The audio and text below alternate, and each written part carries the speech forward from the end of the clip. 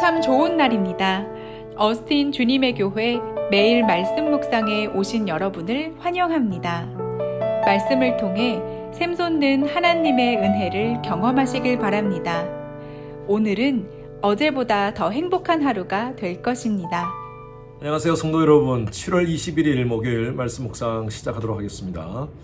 오늘 함께 묵상할 말씀은 고린도후서 8장입니다. 고린도후서 8장 1절에서 5절까지 말씀 함께 읽도록 하겠습니다. 합독합니다.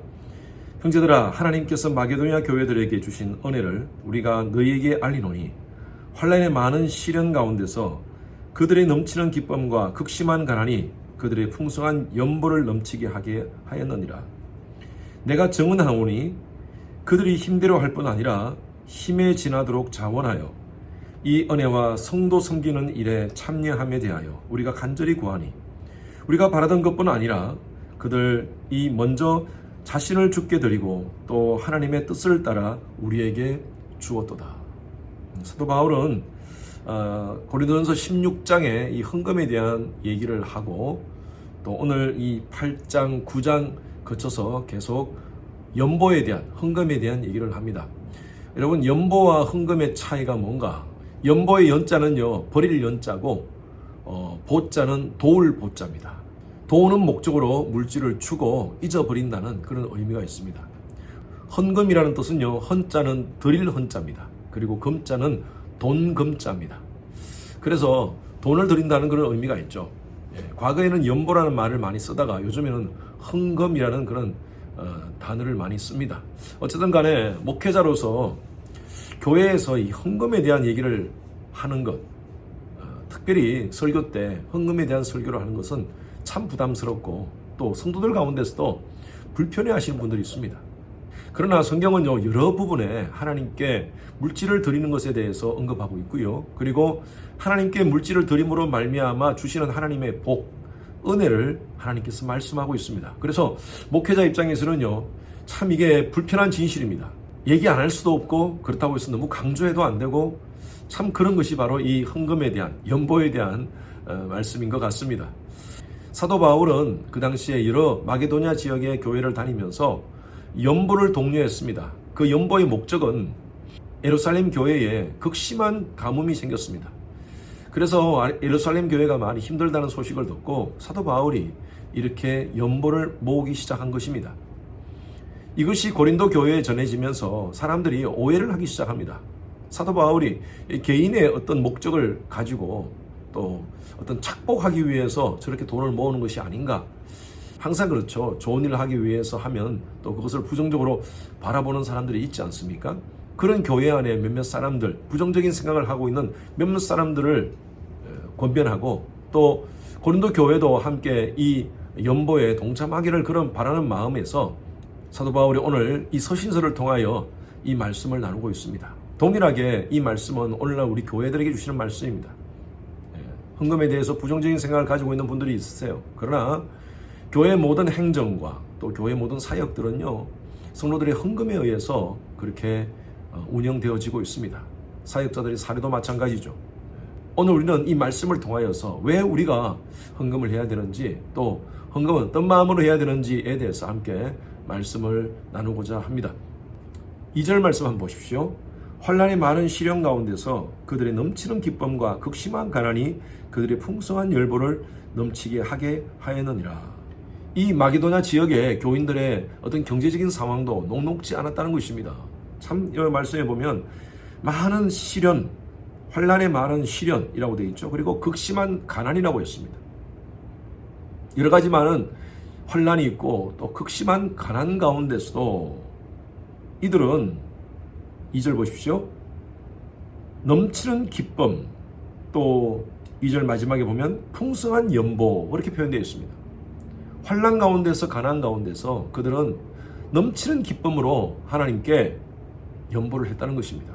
이 헌금을 했다는 것입니다. 이 연보를 통하여 예루살렘에 있는 교회가 또 성도들이 힘을 얻고 또 그들이 복음 안에서 바로 세워진다면 이것은 굉장히 가치 있는 일이다 라고 생각하고 힘들고 어려운 상황에서도 그들에게 연보를 했다는 것이죠. 3절 말씀 보십시오. 내가 정언하노니 그들이 힘대로 할 뿐 아니라 힘에 지나도록 자원했다. 이 헌금을 할 때 힘대로 내가 할 수 있는 만큼 정도가 아니라 내가 할 수 있는 것의 이상으로 하되 자원해서 했다는 것이죠. 사도 바울의 강요라든지 누구에게 강요에 의해서가 아니라 스스로 자원해서 감사함으로 그렇게 헌금을 했다는 것입니다. 어떻게 성도들이 이렇게 자원하며 헌금을 했을까요? 1절 말씀에 그 답이 나와 있는 것 같습니다.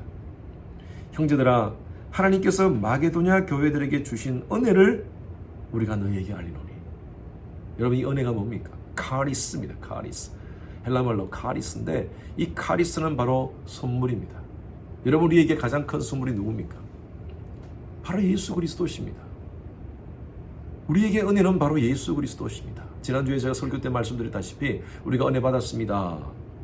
참 은혜를 느꼈습니다. 이것은요, 말씀을 통하여서 예수 그리스도의 사랑과 예수 그리스도의 그 긍휼하심을 내가 체험했다는 그런 것입니다. 그래서 우리가 은혜 받았습니다 라고 표현하는 것이죠. 바로 이 은혜는 바로 예수 그리스도를 의미하고 우리 그리스도인들은요, 이 은혜 가운데 살아야 됩니다.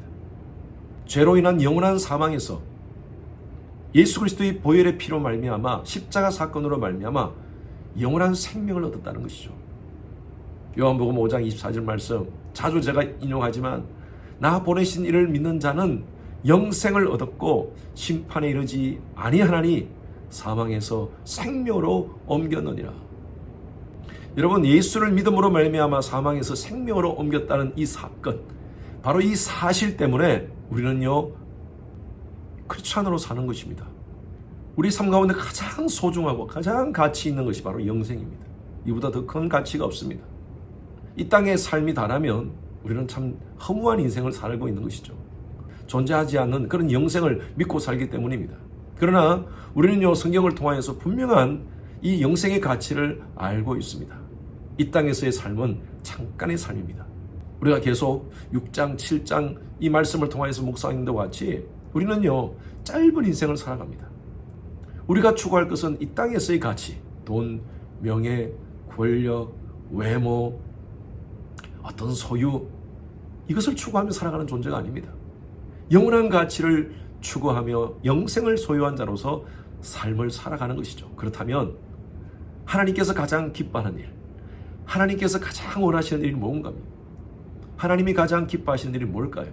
바로 사랑입니다. 하나님 사랑, 이웃 사랑입니다. 그것이 바로 십계명의 중요한 말씀 아닙니까? 하나님 사랑하십니까? 이웃 사랑하십니까? 그렇다면 헌신하는 것이죠. 여러분, 하나님 사랑 말로만 하는 것이 아니라 우리가 헌신해야 됩니다. 이웃 사랑도 마찬가지입니다. 말로만이 아니라 헌신해야 됩니다.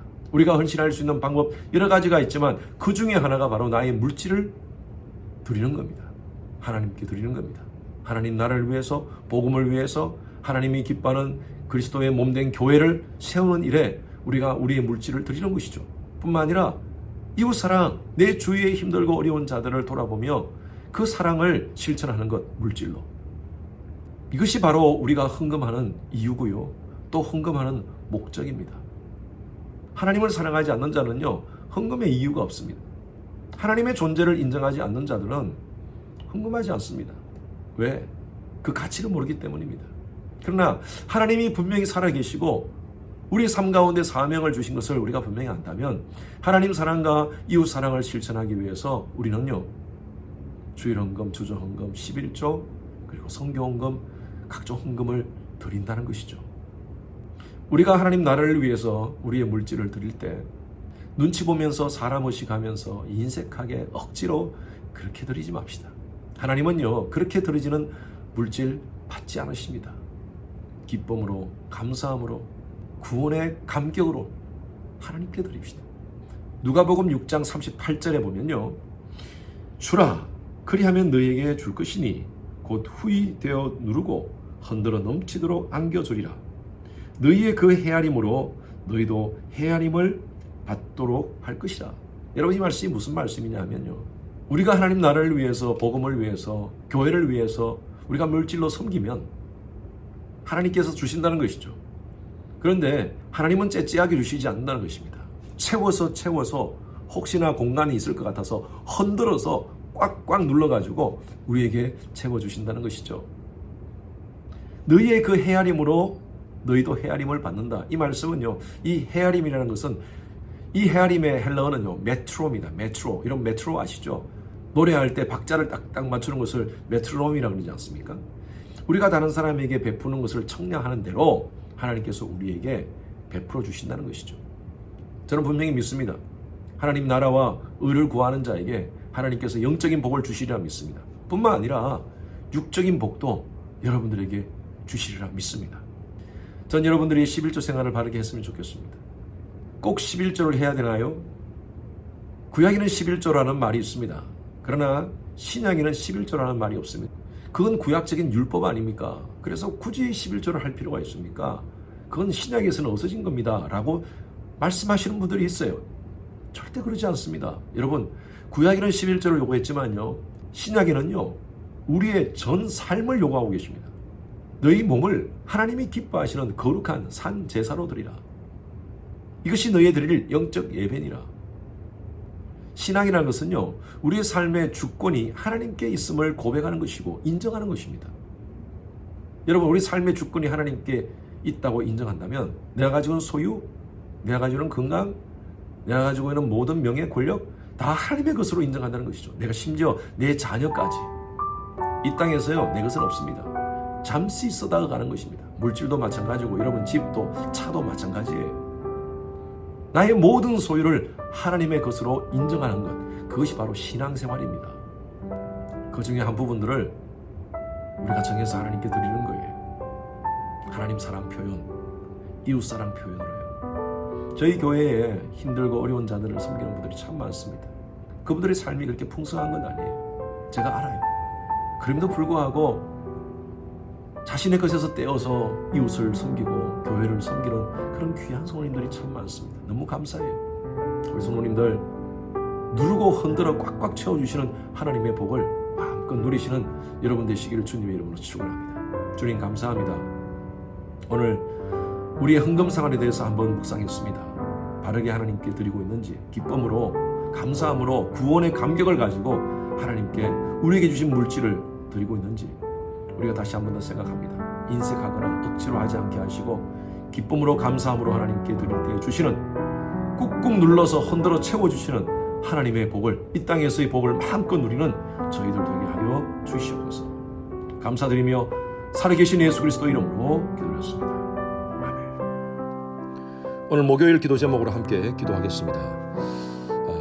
미국과 한국의 위종자들과 관료들 하나님을 경외하고 또 지혜와 분별력으로 나라를 잘 이끌어갈 수 있도록 기도해 주시고요. 대통령 선거 이후에 또 새로운 대통령을 중심으로 해서 나라가 혼란에 빠지지 않고 이제 통합의 길로 갈 수 있는 우리 나라가 될 수 있도록 해달라고 우리 나라를 위해서 특별히 기도해 주시기 바랍니다. 세계 선교를 위해서 기도하되 우리 교회가 섬기는 선교사님들 안전과 건강 지켜주시도록, 그리고 하루속히 모든 선교 사역이 정상화될 수 있도록 기도해 주시고, 특히 지금 우크라이나 지역을 위해서 여러분 기도해 주시기 바랍니다. 그곳에서 아직도 선교지를 지키는 여러 선교사님들이 계십니다.